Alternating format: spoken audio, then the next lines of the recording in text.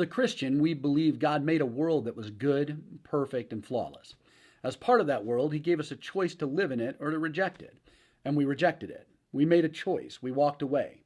So when we see a world in pain or out of joint in which things occur that we seem powerless to fight, what we're really seeing is the effect of our free will exercised over time to deconstruct the planet, sending huge ecological shockwaves which subjugate and elevate certain people. We're seeing our free will manifest its crime. It's not an act of someone's free will to be murdered, but it is somebody's free will to murder him or her, and it's not fair. It's not fair when people misuse the choice of self-control. It's not fair. So we believe that God puts that sense of fairness and justice in us. We believe the more we begin to reflect the image and love of God, the more that sense of fairness wells up in us, and that sense of justice motivates us to do something about it.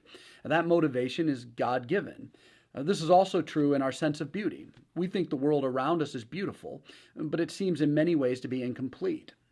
Sometimes the most beautiful thing seems to be that which isn't, particularly in our postmodern artistic context, quite perfect. For example, there was a story about a woman who was said to be the most beautiful girl on the planet, even though she didn't get the most magazine covers and lived in relative obscurity. She was said to be the most beautiful because her face and her body were the exact averages of everyone on the planet. Technically, she was perfect.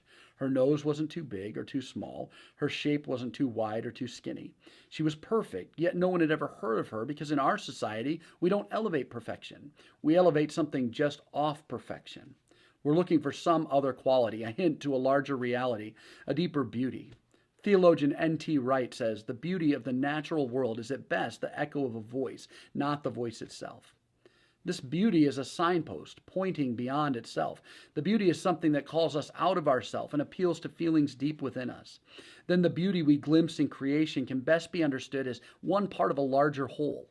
And this larger whole is what will be accomplished when God renews heaven and earth.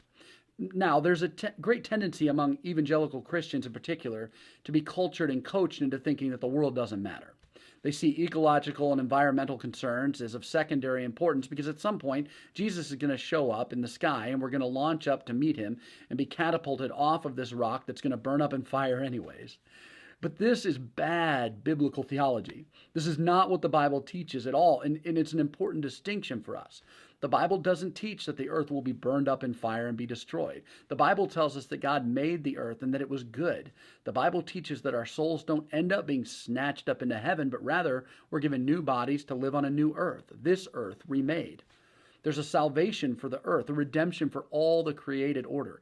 Biblical theology teaches us that focusing on the salvation of humanity is an incomplete doctrine of salvation.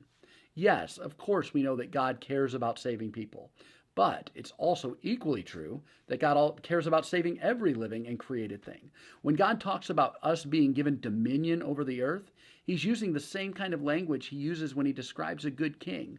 The king has dominion over his people. It doesn't mean that a good king subjugates and enslaves his people and uses them like human fire starters.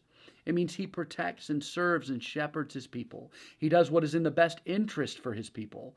So when we talk about having dominion over the earth, we aren't talking about domination over the earth.